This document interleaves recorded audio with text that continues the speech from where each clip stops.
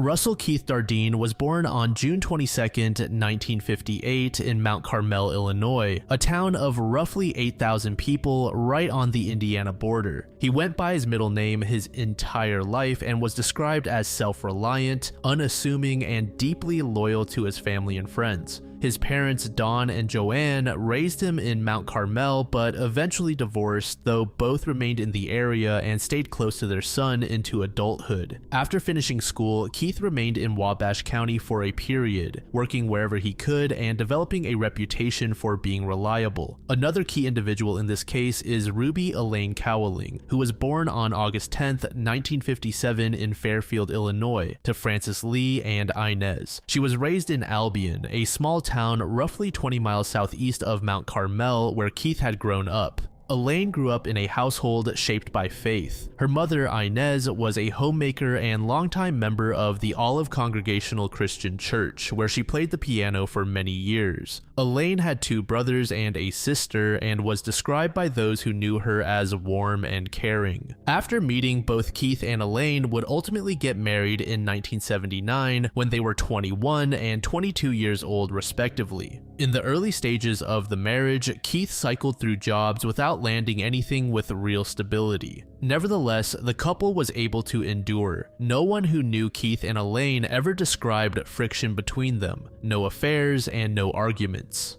To the public, they seemed like a genuinely compatible pair who shared the same values. By July 1984, they welcomed their first child, a son they named Peter. The arrival of a child created new urgency within the family, and Keith intensified his job search in the years that followed. In the fall of 1986, Keith successfully completed the training and licensing required to work as a plant operator at the Red Lake Water Conservancy District's water treatment facility in Ina, Illinois. This position was a serious upgrade to a real employer with reliable hours, pay, and stability. With his first paychecks, Keith purchased a beige and white mobile home and rented a parcel of farmland from a nearby farming couple to set it on. The trailer sat between Illinois Route 37 and the former Illinois Central Railroad tracks, now operated by Union Pacific, just north of the Franklin County line. Route 37 was a busy enough road, and the trailer was visible from Interstate 57 roughly 2,000 feet to the west.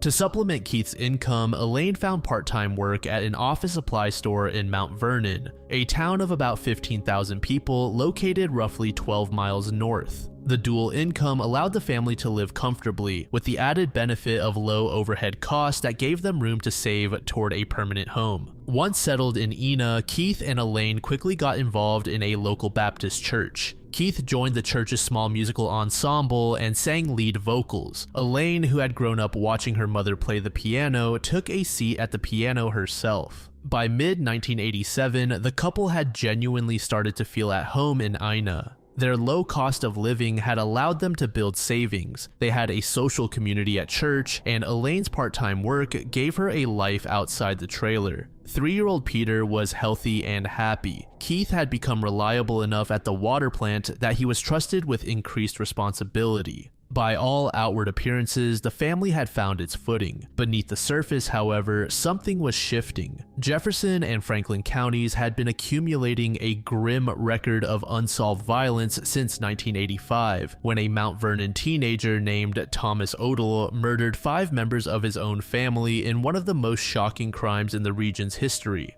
Odell had been 18 years old when his parents gave him an ultimatum: find a job or move out of the house. He responded by killing his parents and 3 siblings aged between 10 and 14 as they returned home one by one. He claimed he had been high on LSD and was acting out against years of abuse, but witnesses described the family simply as strict at worst, not abusive, and the court found his justifications hollow. In the end, he was convicted, but his case was one of 15 separate homicides recorded across Jefferson County in a 2-year span, and most of those cases remained entirely unsolved. A trusting community began to act with more caution by locking doors and mainly sticking to themselves rather than get involved in other people's business. Keith felt this change in community. Friends and family noted that his temperament began to change as well. He became more watchful and guarded. He had always been a hospitable man, but that open-handedness began to close off. Then, in the spring of 1987, a crime occurred that pushed him over the edge. A 15-year-old girl was violated and murdered just a few miles from the Dardeen trailer, and the culprit was never caught.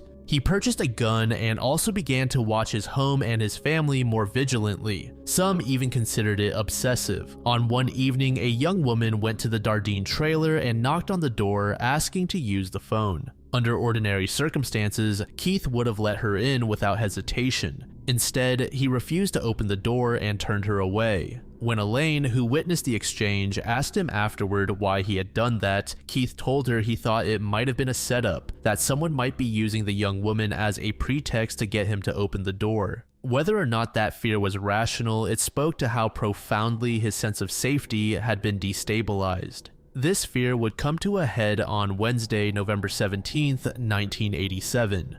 Keith was scheduled to work his shift at the water treatment plant, and Elaine was 7 months pregnant, resting at home with 3-year-old Peter. By this point, the family was actively trying to leave Ina, placing a for sale sign on the outside of the trailer. No witness has ever come forward, so the following account is based entirely off of forensic analysis by officials. The trailer's front door was found locked when deputies arrived the following evening. The back door, however, was unlocked. There was no sign of forced entry anywhere on the property, meaning that it's likely whoever entered had some amount of the family's trust. The master bedroom of the mobile home contained a waterbed. It was there that Elaine and Peter were killed. Both of them were bound with duct tape before the violence began. Peter's child-sized baseball bat, a birthday gift that his father had gotten him, was the murder weapon. It was found at the scene, covered in blood and other material. The medical examiner determined that Elaine had sustained a skull fracture caused by a blow to the upper right side of her head. Peter suffered multiple abrasions and contusions across his body, and his skull was also fractured. The forensic assessment indicated that the beating inflicted on Elaine was prolonged, carried out with repeated force. At some point either during or after this ordeal, Elaine's body went into premature labor. The baby girl, who Keith and Elaine had planned to name Casey, was born in that bedroom into the midst of a murder scene. She was alive, at least momentarily. The killer beat her to death as well. Early on, it was speculated that Elaine and her son may have been sedated, but medical officials later confirmed that neither had such substances in their system. Multiple detectives who responded to the scene have been quoted saying it was the worst crime scene they had encountered in their entire careers. After the killings inside the trailer, the perpetrator did not leave immediately.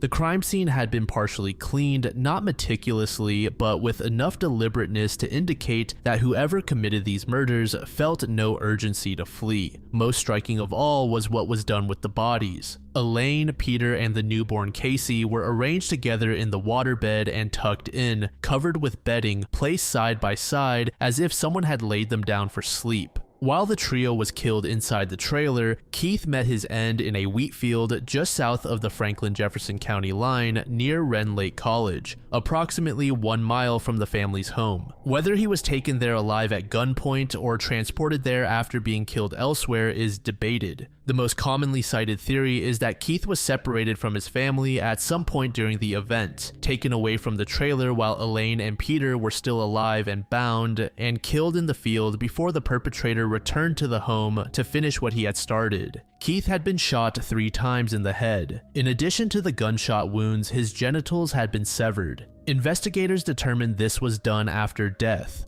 After leaving the wheat field, whoever killed the Dardeens drove Keith's red 1981 Plymouth approximately 11 miles south to the city of Benton, Illinois, and parked it directly in front of the Benton Police Department. The car's interior was spattered with blood. The decision to leave the car outside a police station is often interpreted as a taunt directed at law enforcement. Others have theorized it was a deliberate effort to redirect the investigation to make the car and its implications visible immediately, perhaps to shape the initial framing of what had happened. Still, others have raised a logistical question that the car's placement demands. How did the person who drove it to Benton get away from the area afterward? The police station was not walking distance from the Dardeen trailer. Either the perpetrator was not traveling alone or they made their way back by some other means. If one person committed every act described in the crime, they did so with extraordinary efficiency and an absence of panic that is difficult to account for in a single unplanned crime of rage. The alternative, that more than one person was involved, opens a different and equally troubling set of questions. Keith's shift at the water treatment plant was scheduled for the morning of November 18th. When he did not arrive and had not called, his supervisor immediately suspected that something was wrong. Keith was not the kind of worker who missed a shift without notice. The supervisor called the Dardeen home and received no answer. He called again throughout the morning, but still nothing. As the hours stretched on without any word, the supervisor contacted Keith's parents, Dawn and Joanne. Neither of them had heard from their son. Both immediately became alarmed. Dawn contacted the police and told them his son had not shown up for work, that no one could reach anyone at the home, and that he had a spare key to the trailer and was willing to meet deputies there. At the same time, authorities checked with Keith's lifelong friend Kevin Harris, who had moved to Colorado. Keith had mentioned before wanting to visit him someday. Police asked Harris if Keith had been in touch or if he had shown up unexpectedly. Harris was confused by the question and told them he had not heard from Keith. By the evening, Don drove to Ina and met the deputies at the trailer. He had a terrible feeling during the drive, later stating that he felt a pit in his stomach that wouldn't fade. Investigators noticed that the exterior of the trailer appeared quiet and undisturbed. Keith's work truck was parked outside, but his red Plymouth was absent. After finding the front door locked, deputies walked to the back of the trailer to an unlocked back door.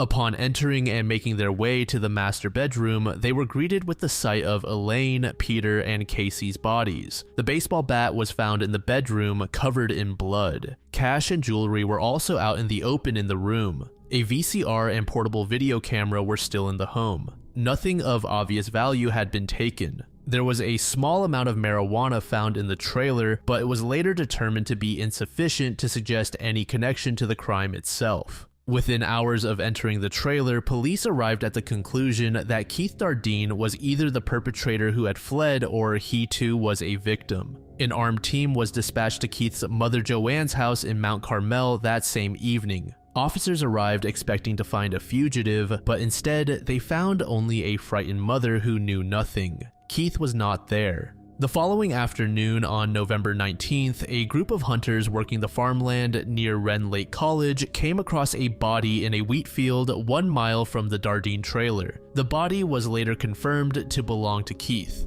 Over the course of the early months, investigators conducted more than 100 interviews, tracked down over 1,000 separate leads, and collected nearly 150 items of physical evidence from the crime scene, all of which were processed and sent to laboratories for analysis. Even with those resources, the investigation was stymied almost immediately. The physical evidence collected from the scene, while extensive in volume, produced no clear results. Investigators had blood evidence, biological material, and trace evidence from the trailer, but without a suspect to compare it to, that evidence had no immediate value. 2 individuals were identified and briefly considered as suspects in the early days of the investigation, and both were eliminated. To my knowledge, neither of these individuals have been publicly named. The first was a man taken into custody almost immediately following the discovery of the bodies. He was questioned and promptly cleared. The precise nature of what drew investigators to him in the first place and what exonerated him has never been made public. The second was a co-worker of Keith's, with whom Keith had reportedly had some form of dispute. Police interviewed the co-worker, examined the history of the relationship, and ultimately cleared him as well. The nature of the dispute was never revealed. What struck detectives repeatedly as they moved through the interviews was the consensus public opinion that the Dardeens were great people. They had no known enemies, yet the crime itself seemed like it was heavily motivated by personal reasons rather than being a random act.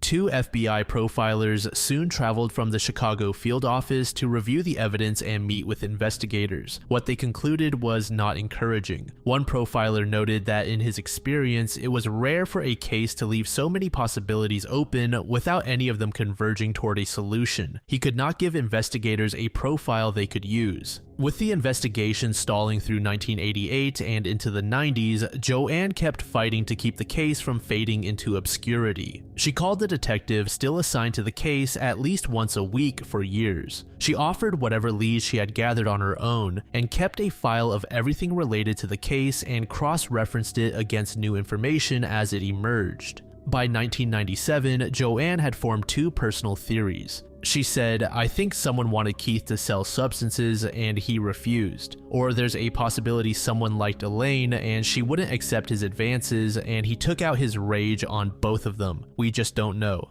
Neither theory had been confirmed by any evidence, but officials stated that both avenues were investigated early on, but no evidence supported either possibility. Joanne also mounted a campaign to get the Oprah Winfrey Show to air a segment on the murders. She gathered more than 3,000 signatures from residents on a petition and submitted it to the show's producers. The show refused the segment, stating it was too brutal for daytime television. She then spent the next year lobbying America's Most Wanted, and the show eventually agreed and aired a segment in 1998, but no new leads were generated. In the summer of 1999, a different kind of attention came to the Dardeen case. Angel Resendez, a Mexican national who had been committing murders across the United States for years under the alias Rafael Ramirez, had by 1999 become one of the most wanted men in the country. The FBI had placed him on its 10 most wanted fugitives list on June 21, 1999. The Bureau had initially offered a $50,000 reward for information leading to his capture. That figure escalated to $125,000 within days as other municipalities contributed additional money. Freight yard security was heightened across the region, and trains were stopped and searched. Angel had a distinctive and consistent method. He traveled exclusively by hopping freight trains, moving across the country without purchasing tickets or leaving records of his movements. He selected victims who lived in homes near the tracks. He killed primarily with blunt objects, and he beat his victims to death.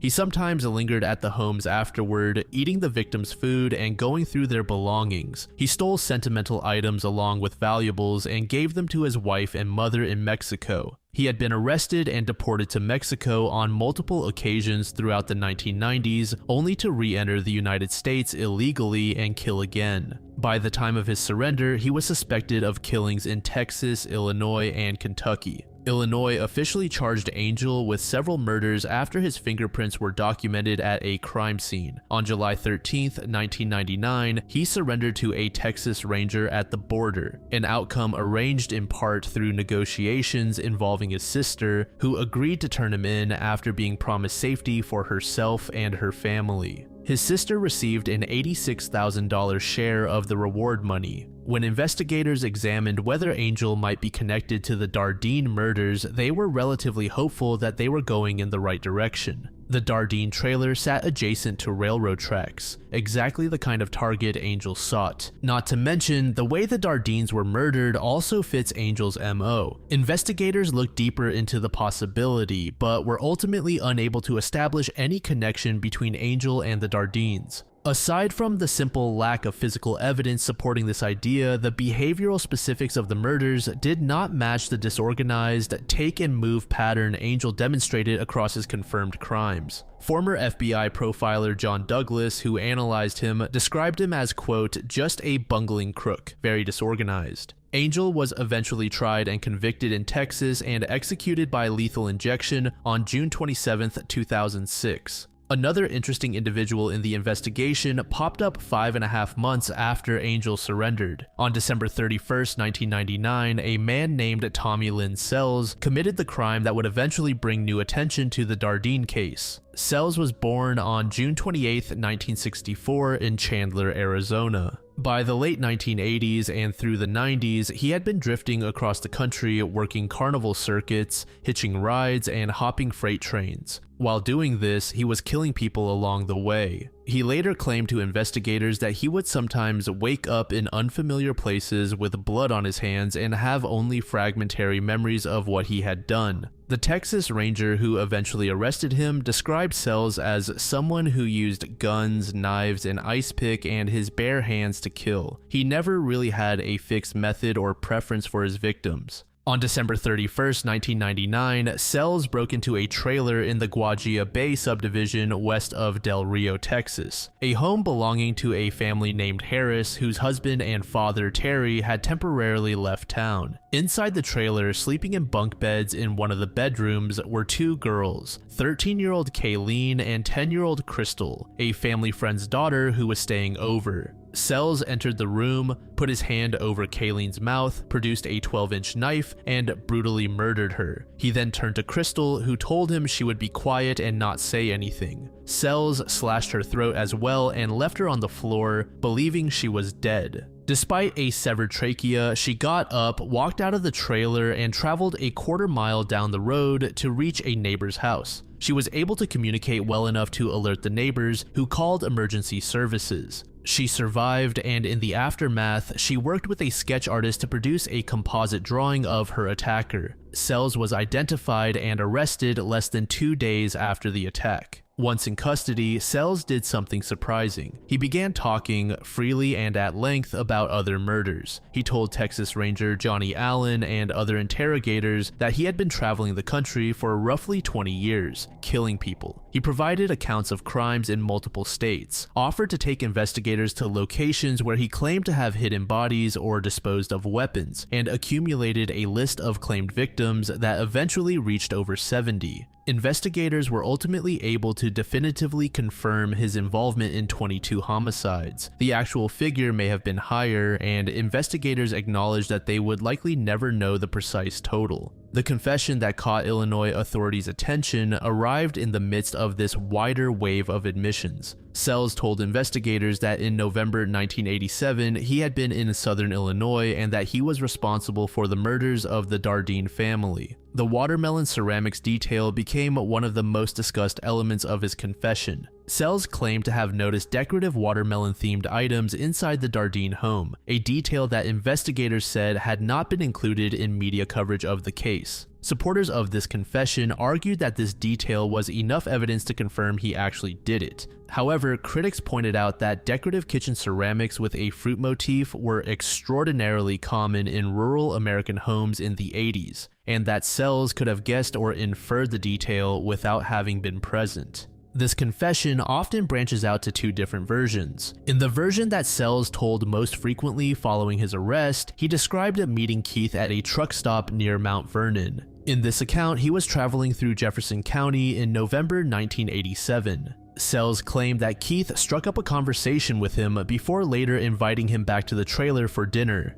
At dinner, Sells claimed Keith made romantic advances toward him. In some versions of the account, Sells states that the arrangement would have also involved the pregnant Elaine. To this proposal, Sells burst out in anger. He was quoted as saying, "I was just so pissed off that I took it to the maximum limit. Rage doesn't have a stop button." He said he forced Keith at gunpoint to drive to the field where his body was found before killing him, and then returned to the trailer to kill Elaine, Peter, and the newborn as witnesses. It was in this version of the confession that the watermelon ceramics detail was mentioned. The second confession dropped the intimate proposal entirely. Instead, Sells described arriving in Ina by freight train and noticing the for sale sign posted outside the Dardeen trailer as he made his way through the area. He reasoned that if a family was selling their home and preparing to move, their disappearance might be attributed to the move itself, that people might assume they had simply packed up and left. He claimed to have waited for some time, drinking beers before approaching the trailer and knocking on the door. He told Keith he was interested in buying the home. Keith, already deeply suspicious of strangers, let him in. Sells then overpowered Keith and forced him at gunpoint to bind and gag Elaine and Peter with duct tape. The major details after that point remained mostly consistent with the prior version. As investigators scrutinized the two versions of the confession, certain issues emerged that ultimately prevented charges from being filed. The first one obviously being that he recounted his first confession and drastically changed the reasoning behind the crimes in the second version. Many of Sells' details on minor points were wrong. Furthermore, he knew less than he should have. When investigators tested Sells on confidential details, he failed. He was asked which seat Keith had been in when he was shot in the Plymouth, and he answered incorrectly before guessing correctly on his second attempt. He was asked about the positioning of Elaine's body in the bedroom, and he again provided an incorrect answer before arriving at the right one. In their assessment, the pattern was consistent with someone attempting to intuit or reason toward the correct answers rather than someone recalling them from genuine memory. Another major gripe was that the premise of the invitation confession was viewed as impossible. Every person who had known Keith in the final months of his life described him as a man so frightened of strangers that he would not let a young woman use the phone through a cracked door. The assertion that this same man had struck up a warm enough conversation with a drifter at a truck stop to invite him home for dinner was treated with major skepticism. Although the premise of Sells wanting to buy the trailer in the other confession is a bit more believable, but still difficult to reconcile with the extreme wariness Keith had demonstrated in his final weeks. Illinois investigators wanted to bring Sells to Jefferson County and test him in the actual environment of the crime. Sells said he was willing to do this and claimed he could lead them to evidence that had never been recovered. But Texas law prohibits the transfer of death row inmates to other states for investigative purposes, and the Texas Department of Criminal Justice declined to seek any exemption or special arrangement. Without the ability to test Sells in person and in context, the confession remained an unverifiable claim. When the confession first became public in 2000, Joanne did not hesitate. She told the Chicago Tribune that she believed Tommy Sells had killed her son and his family. She also, at this point, expressed a desire to meet Sells in person to ask him why. Sells was asked about this through investigators, and he said, "Joanne wants to talk to me. If she wants to come here and talk to me, scream at me, yell, kick me, hit me, she should have that right." He followed that up by saying, "But sorry ain't gonna cut it. So what is there to say? I could tell her sorry every day the rest of my life. It's not going to stop her pain. And one thing I do know about is pain, and it doesn't go away. The meeting never happened."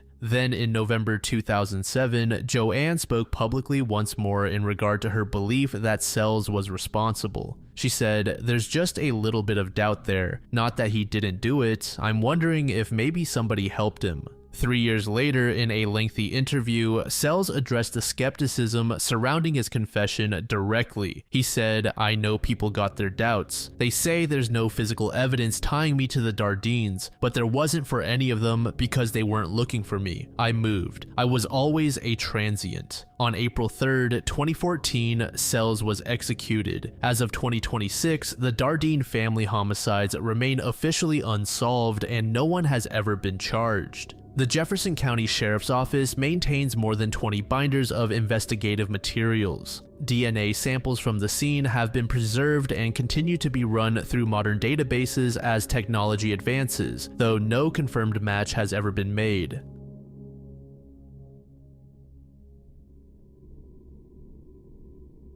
Margaret Kilcoyne was born on August 26, 1930 in Worcester, Massachusetts, located roughly an hour west of Boston. She was born to Irish immigrant parents, Margaret and Patrick, and was the youngest of their 4 children. She had 3 older brothers, Thomas, John, and Leo. From the beginning, her family emphasized maintaining strong bonds with one another. Margaret's eldest brother, Thomas, known as Tom, drowned in a swimming pool accident while attending college in 1946. Margaret was approximately 16 years old when she lost him. This left an imprint on the siblings' sense of closeness and interdependence. Those who knew Margaret during her early years in Worcester remembered her as a steadfast and, in a sense, a theatrical young woman. She was described as stylish and vivacious. someone who commanded attention when she entered a room. She spoke quickly and passionately and was rarely at a loss for words. Her opinionated and outspoken nature even led investigators to question if she had some type of mental illness in 1980. Following high school, Margaret pursued a path in medicine. In 1951, at 21 years old, she graduated from the Boston Children's Hospital School of Nursing and immediately began working as a registered nurse. While working as a nurse, she continued pursuing advanced degrees. After completing her nursing degree, Kilcoyne earned a bachelor's degree from Boston University and then applied to the University of Vermont College of Medicine, becoming the first woman ever admitted there. She graduated with her Doctor of Medicine degree in 1964 at the age of 33. It is worth noting here what the medical landscape looked like in 1964. Women accounted for roughly 7% of American physicians that year. Conducting federally funded research at elite institutions was almost entirely male.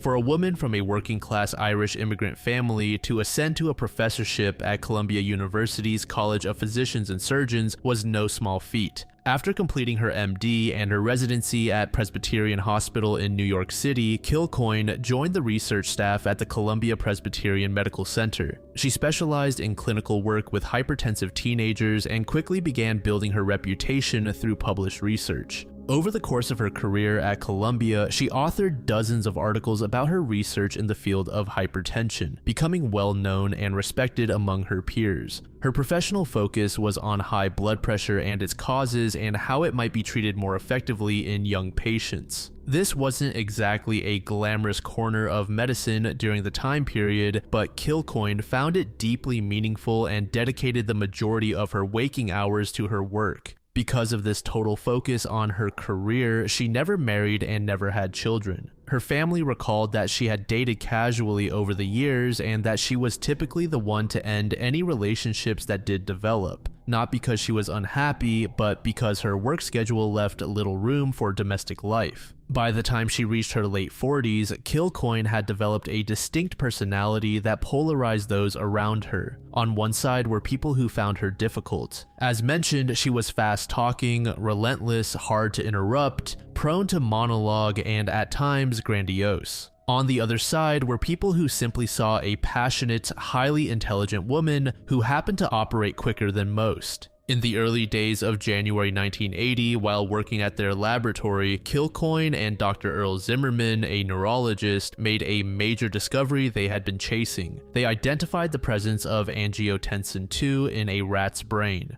This is a synthetic peptide that plays a central role in regulating blood pressure throughout the body. The discovery confirmed that angiotensin was not solely a systemic kidney-mediated hormone, but was indeed present within brain tissue, a genuinely significant finding. Where Zimmerman and Kilcoyne diverged sharply was in the magnitude they assigned to it. Zimmerman was clear that while the research represented legitimate scientific progress, it was, quote, nothing close to Nobel-caliber research. For Kilcoyne, however, the discovery was something entirely different. She believed with total conviction that this was revolutionary. From the moment the discovery was made, Kilcoyne's behavior became increasingly conspicuous. Her colleagues noted that she had begun making comments about having secured the Nobel Prize for their research. It's not like she was joking around. She was saying this genuinely and preparing mentally for the public recognition. Her colleagues found these comments odd, even by Kilcoyne's standards. She had always been known for her flair for the dramatic, but this was different. Zimmerman, for his part, maintained his measured assessment throughout this period. He continued to be a supportive collaborator, but was privately clear-eyed about the gap between Kilcoyne's interpretation of the discovery and his own. He said nothing to discourage her publicly, but he did not share her conviction about the scale of what they had achieved. In retrospect, years later, when Zimmerman had shifted his clinical focus toward Alzheimer's disease and other dementias, he would come to a very different conclusion about what he had observed in his colleague at the time. He said, "In retrospect, I realized what happened to her was really a medical tragedy. Since that time, we've become aware in the field that people can become psychotic at 45 or 50 for the first time, and there's a suspicion that they have dementia. I think I now realize that I lost a colleague because she had a brain disease and presented this way." On January 21st, 1980, Kilcoyne called her brother Leo in Toronto, where he was working as an executive at IBM.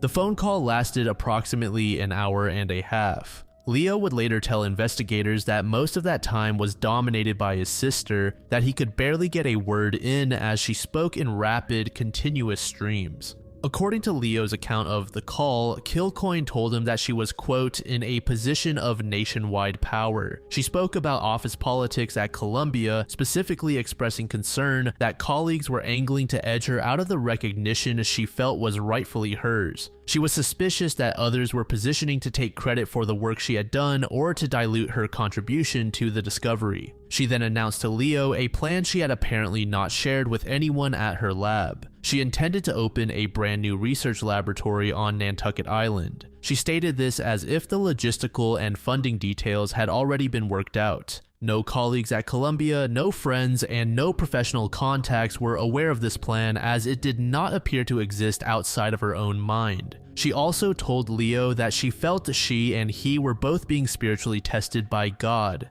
For those on the outside, this statement may sound somewhat concerning. However, those close to her stated that she had always integrated her Catholic faith deeply into how she narrated her life's meaning and purpose. But on this call, she went further. She told Leo that she had been in communication with his deceased wife, Julie, who had passed away 8 years earlier. She said she was concerned about the spiritual welfare of his and Julie's children, and that this concern had been relayed to her through this communication with the dead. For Leo, he interpreted this call to a crisis. He became convinced that his sister was on the edge of some kind of mental breakdown. He immediately began making arrangements to travel to Nantucket to meet her and, as he would later tell investigators, to help her get psychiatric care. He had already made contact with a psychiatrist and scheduled an appointment for Kilcoyne on January 27th, the day after she would disappear. At some point during the days surrounding this phone call, Kilcoyne did something unusual that would later become one of the most debated pieces in the entire investigation. She recorded her own side of the phone conversation.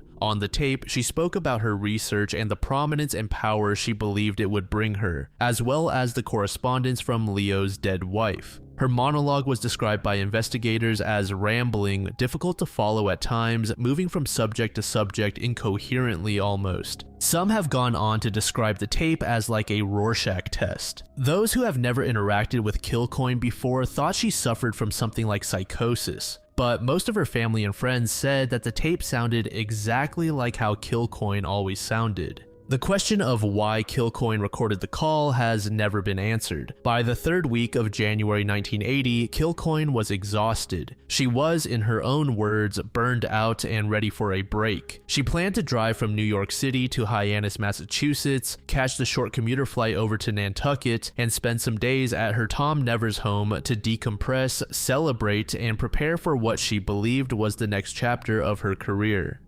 On the morning of Wednesday, January 23rd, Kilcoyne gathered her things and prepared to leave New York. But before she got on the road, she made one final stop at her lab at Columbia Presbyterian to see Dr. Zimmerman. Even in this goodbye visit, she again told him that she believed the discovery they had made had positioned her for the Nobel Prize. It was the last time her research partner would see her. What happened next was jarring to anyone who knew Kilcoyne's habits. She had made the drive from New York to Hyannis numerous times over the 10 years she had owned the Nantucket property. It was a route she knew well, a largely straight shot up I-95 through Connecticut and into Massachusetts. But on the day she left, approximately 40 minutes outside of New York City, she became lost and disoriented. She found herself driving back and forth in Rye, New York, unable to locate a hotel. Rye is a small suburban city in Westchester County, right on Long Island Sound, not far from the Connecticut state line. It was while she was lost and searching for lodging in Rye that Kilcoyne encountered a woman finishing her shift at work named Andrea. Andrea was employed as an executive at Avon. When Kilcoyne approached her, she reportedly said, "I'm a nervous wreck. I've been driving back and forth trying to find a hotel. Can you help me?" Andrea agreed to help and drove ahead and let Kilcoyne follow her car to a nearby Marriott hotel. When they arrived at the Marriott, Kilcoyne was so relieved and grateful for the assistance that she invited Andrea to join her for dinner at the hotel's restaurant. The dinner that followed was, by Andrea's account, unlike any meal she had ever sat through. Kilcoyne ordered an expensive bottle of wine, equal to about $3,000 today. She took only a few sips of it, then offered the remainder to their server as a gift. Over the course of the meal, she spoke without pause, dominating the conversation entirely, just as Leo had described on the phone call 2 days earlier. She talked about her research, about the breakthrough, about the fame and recognition that she was about to receive, and about the new Nantucket lab she planned to open. Andrea mentioned that her sister was interested in the field of medical research. Kilcoyne immediately offered the sister a job at her new planned lab. She then turned to the waitress serving their table and offered her a job at the laboratory as well, going so far as to write down the server's contact information on a piece of paper. That paper was later found among Kilcoyne's personal items. During the dinner, she also told Andrea something else that caught investigators' attention when it surfaced later. She mentioned that she maintained a third residence in Boston along with a third car. This came as news to Kilcoyne's friends and family when investigators later shared it.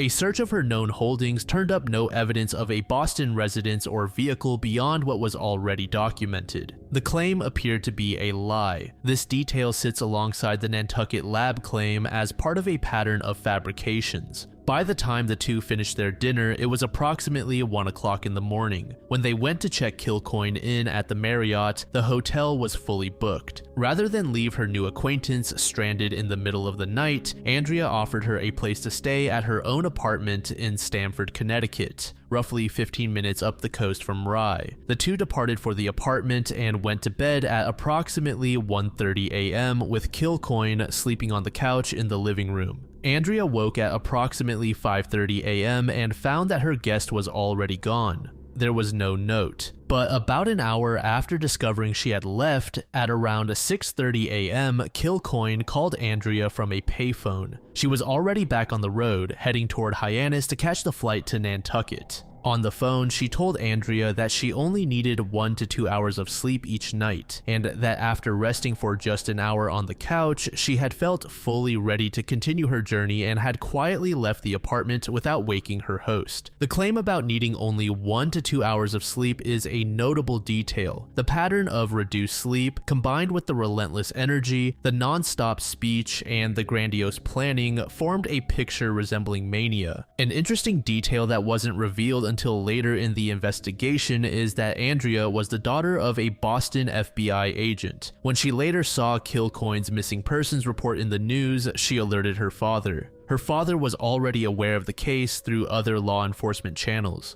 Investigators chose to protect Andrea's anonymity during the initial investigation to avoid any appearance that she was implicated in the disappearance. After her brief stay in Connecticut, Kilcoyne continued northeast and arrived in Hyannis. From there, she boarded a short commuter flight across Nantucket Sound to the island. The flight was roughly 20 minutes over open water. By the afternoon of Thursday, January 24th, she was back in Tom Nevers. Shortly after, she received an unplanned visit from Donald Smith, a neighbor and friend on the island who had noticed that she was back. It was a casual, neighborly drop-in, and he simply wanted to say hello. The two sat together and talked for approximately 3 hours. In that time, Smith noted that the conversation was hopping between topics quickly, and he struggled to track the meaning of each one. Kilcoyne was speaking even more energetically than she normally did. He was quoted saying, "She was very joyful, very excited, but I found it difficult to follow her train of thought." Then came the statement that Smith remembered most vividly. In the course of explaining her commitment to her faith, Kilcoyne told him that she was so certain in her belief and so prepared to act on it without reservation that she would be willing to, quote, "jump off the Empire State Building for God." Smith was startled. When Smith returned home that evening, he told his wife directly that he was worried about Kilcoyne. He added that if she had not mentioned that her brother Leo was coming to the island specifically to be with her, he had been seriously considering contacting someone on her behalf to get her psychiatric care. The morning of Friday, January 25th, the day before Margaret disappeared, began with a taxi ride into downtown Nantucket. Kilcoyne had called a cab to take her to the A&P grocery store, which was then located in the center of town. What she purchased and the scale on which she purchased it would become one of the most discussed details of the entire case. By her own account, as she told the employees at the store, she was preparing not just her own home, but 2 other properties on the island for a gathering of multiple guests. She said she was hosting a press release party to formally announce her medical research breakthrough to the press and to simultaneously announce the launch of the new Nantucket Research Lab she had been telling Leo and Andrea about. The party, she said, was scheduled for the first week of February, more than a week away. There were, as far as anyone could determine, 0 actual guests invited. No members of the press had been contacted. No colleagues from Columbia had been informed of an event. The only person known to be coming to the island was Leo, and he was coming not to celebrate but to ensure his sister was safe. The 2 properties she claimed to be stalking were never identified. Kilcoyne purchased almost $700 worth of groceries. By the time she returned home with her 2 taxi loads of groceries and alcohol, her brother Leo arrived on the island. That evening, Kilcoyne hosted a dinner at her home for her 2 closest friends. Richard and Grace Coffin, a married couple who were among the small handful of people Kilcoyne had genuinely let into her life. The evening should have been a warm gathering, but by Leo's account, the dinner was far from relaxed. It was dominated by his sister, talking relentlessly and at high speed, refusing to yield the floor. Leo later told investigators that during the dinner he had to beg her to be quiet so that others could speak. He described her as, quote, floating in and out of reality. As for the Coffins, they used the word hyper to describe Kilcoyne that night. They didn't feel that she was psychotic or anything to that degree, but simply was acting like her normal self. The dinner ended at approximately 10:30 p.m. when Grace and Richard said their goodnights and left the house. They were the last people, besides Leo, to ever see Kilcoyne. The events that followed are not fully documented. There is a near certainty that after the Coffins left, Leo raised the subject of her sister's mental health with her, and the nature of that conversation, whatever it was, remains completely unknown. One theory that has been proposed is that an argument occurred in this window, that Leo pushed his sister toward accepting the psychiatric help he had arranged and that she resisted, leading to a confrontation that either preceded her disappearance directly or created the emotional conditions that sent her out into the cold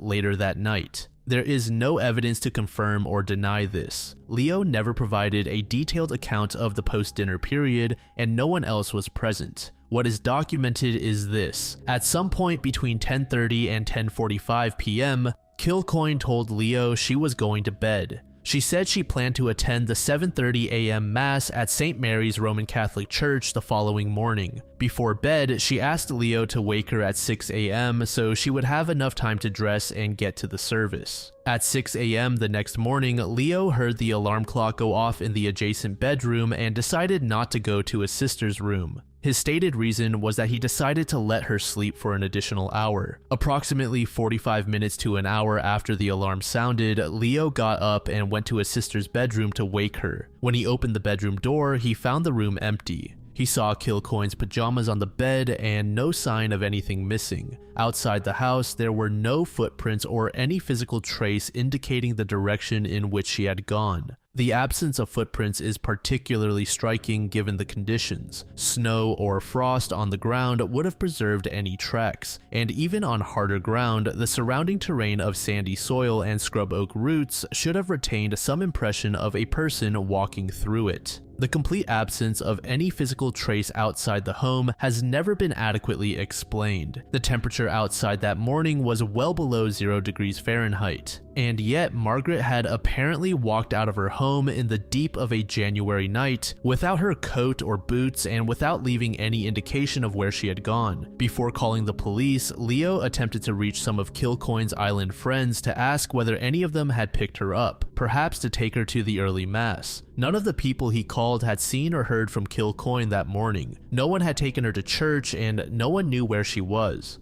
At 7:15 a.m. on Saturday, January 26th, Leo called the Nantucket Police Department to report that his sister was missing. According to the account that investigators and journalists later reconstructed, Leo told the police dispatcher, "I think my sister took her own life." Rosie Ruley, who has spent years analyzing the case, identified this as perhaps the most significant detail of the entire investigation. She said, quite quickly after her disappearance, the brothers started talking about I found that to be striking. If a loved one disappears, the last thing you want it to be is that, but he got there quite quickly. He plants a theory and leaves and is never really challenged on it, and he's someone who stood to gain from this. Within the hour of the call, police arrived at the home. The absence of any signs of a break-in or physical confrontation would be cited by investigators as one of the primary reasons they did not initially pursue a foul play narrative. One of the officers on scene that morning was also dealing with a significant logistical challenge. The department's new chief, Paul Hunter, was arriving on the island via ferry that same day, but would not arrive until around 1 p.m. By that point, the search was already well underway. This meant that the first critical hours of the investigation unfolded under the command of officers who were, in effect, operating without their chief, a structural weakness that would later draw criticism from those who felt the investigation was mishandled from the start. It was during this early investigation that Leo found the previously mentioned tape recording and presented it to the police. By midday, the search had escalated significantly. A Coast Guard helicopter was brought in to scan from the air, and the Massachusetts State Police troopers arrived to assist, alongside island firefighters and civilian volunteers. Over 2 full days, 45 public safety personnel covered the entire east end of the island on foot. Teams fanned out into the wilderness, unoccupied winter homes were checked, and divers were sent into Tom Nevers Pond. On January 28th, the formal search was called off. Captain George Resendez and other officials had found no physical evidence of foul play and no trace of kilcoyne anywhere on the island. Their conclusion was that she had walked barefoot and without a coat into the freezing Atlantic Ocean and ended her own life. George continued walking the beach in the mornings for several days afterward, looking for a body that never appeared. Meanwhile, from the very first hours of the investigation, Leo had been advancing the same theory. He told police that his sister was, quote, very upset and in a somewhat confused state, and that the specific reason he had come to Nantucket was to get her medical help. He left the island the following day after making his report. Before leaving Nantucket, Leo called Susan Price, the waitress who had served his sister and Andrea in Connecticut. Leo, according to Price, was, quote, intent on convincing her that Kilcoyne was very depressed. Price pushed back directly and stated that no way she would go so far as he claimed. Leo's behavior struck others close to the case as unusual. Kilcoyne's friend Don Smith visited Leo after the disappearance. A report written by George on February 15, 1980 said Leo seemed cold and more or less ignored him. He did not ask Don about his visit with Margaret on Thursday night, even though Don told him he had been over at that time. Former Fire Chief Bruce Watts put it bluntly, saying, if it was my sister or brother who disappeared, I would have been hysterical. It's your kin, your blood, and I would have been frantic, getting everyone in, hiring private detectives. His actions were not the way I would have reacted. But then a major break in the case occurred 8 days later. On February 3rd, 2 locals, David Cocker and Lisa Ladd, were walking their dog in the Phillips Run swamp area east of Tom Nevers Road, about a mile northeast of Kilcoyne's home, along with 2 friends visiting from Cape Cod. They spotted something at the edge of a clearing that stopped them cold. Neatly stacked in plain sight were Kilcoyne's passport, her savings book, summer sandals, and a wallet containing a single $100 bill. The items were arranged neatly. This location had been thoroughly searched by 45 personnel just 1 week earlier, and nothing had been found. A second search of the area was immediately launched. About 150 yards from the neat pile in the dense scrub oak, search teams found a brown long-sleeve blouse believed to belong to Kilcoyne. The blouse was found inside out and rolled up, tucked under brush in a spot that authorities said would have required someone to crawl on their hands and knees to reach. Bruce Watts, who had personally participated in the initial search of that same swamp, said, "We had gone through that swamp. To me, it felt like a setup." In early March 1980, more than 5 weeks after Kilcoyne vanished, Deputy Sheriff Peter Robbins traveled to Nantucket with a cadaver dog. He made 2 visits, which produced confidential reports dated March 9th and March 23rd, 1980. On both visits, his dog was strongly drawn to a specific wall inside Kilcoyne's bedroom. On at least one occasion, the dog began scratching and biting at the wall. Robbins then conducted chemical tests using sodium chloride irrigation solution and luminol. The results were positive. Not only did the bedroom wall test positive for blood, but so did the baseboard beneath it, the floor below the baseboard, the bathtub, and the bathroom sinks. Robbins filed his findings with Nantucket Police and town prosecutor Bob Mooney. In his official conclusion, however, he stopped short of alleging foul play.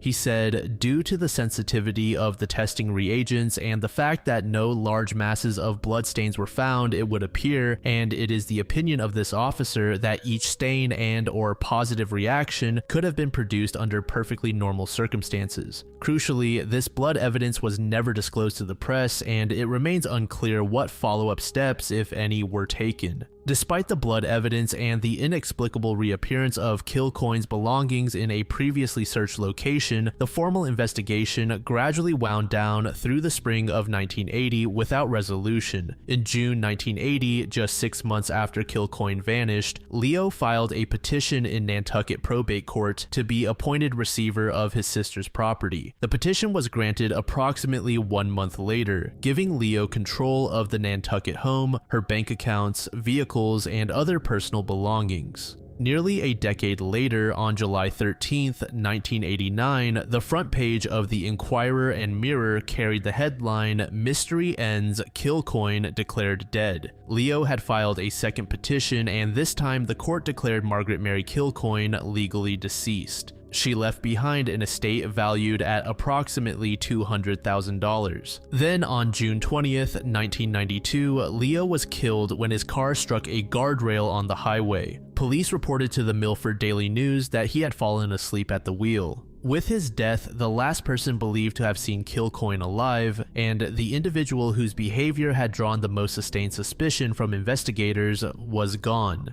In early 2024, skeletal remains were discovered in a wooded area of Tom Nevers, prompting speculation that they could belong to either Kilcoyne or Mary Macy, a 60-year-old who vanished from Nantucket in 2015. Island medical examiner Dr. Tim Lepore confirmed that many bones were collected and that identification would require DNA analysis, which could take months. As of the most recent available reporting, no public identification has been confirmed. More than 45 years after she walked out into a Nantucket night and was never seen again, the truth of what happened to Margaret Kilcoyne remains unknown.